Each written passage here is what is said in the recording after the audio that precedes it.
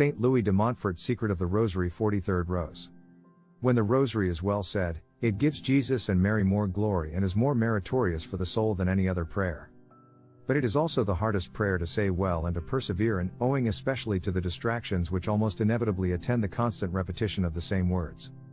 When we say the Little Office of Our Lady, or the 7 penitential psalms, or any prayers other than the Rosary, the variety of words and expressions keeps us alert, prevents our imagination from wandering, and so makes it easier for us to say them well.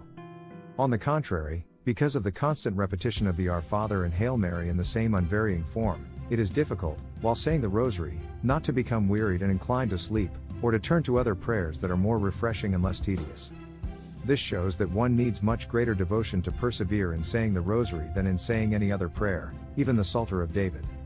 Our imagination, which is hardly still a minute, makes our task harder, and then of course there is the devil who never tires of trying to distract us and keep us from praying. To what ends does not the evil one go against us while we are engaged in saying our Rosary against him? Being human, we easily become tired and slipshod, but the devil makes these difficulties worse when we are saying the Rosary. Before we even begin, he makes us feel bored, distracted, or exhausted, and when we have started praying, he oppresses us from all sides, and when after much difficulty and many distractions, we have finished, he whispers to us, "What you have just said is worthless.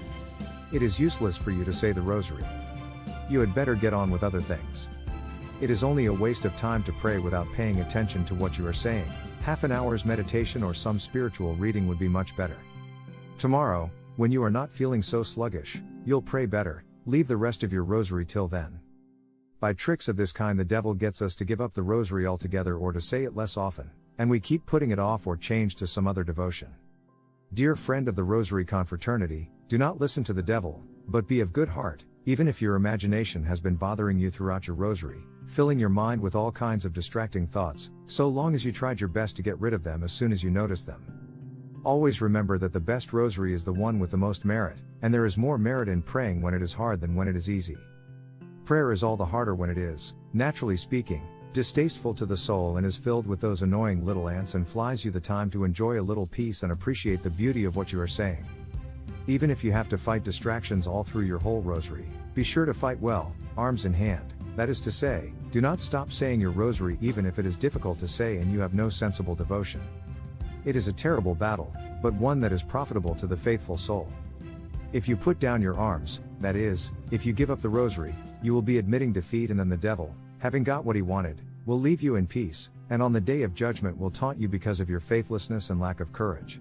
He who is faithful in little things will also be faithful in those that are greater, Luke 16:10. He who is faithful in rejecting the smallest distractions when he says even the smallest prayer, will also be faithful in great things. Nothing is more certain, since the Holy Spirit has told us so. So all of you, servants and handmaids of Jesus Christ and the Blessed Virgin, who have made up your minds to say the Rosary every day, be of good heart. Do not let the multitude of flies, as I call the distractions that make war on you during prayer, make you abandon the company of Jesus and Mary, in whose holy presence you are when saying the Rosary. In what follows I shall give you suggestions for diminishing distractions in prayer.